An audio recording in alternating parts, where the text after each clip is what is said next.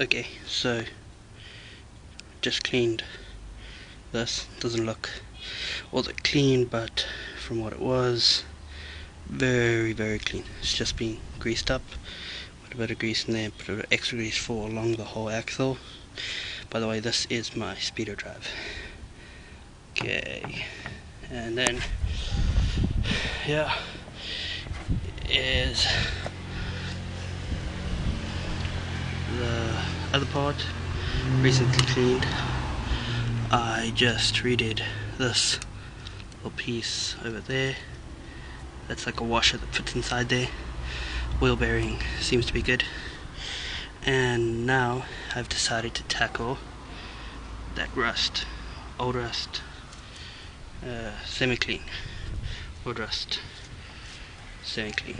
So yeah, I'll post again when I've gotten further. Cheers.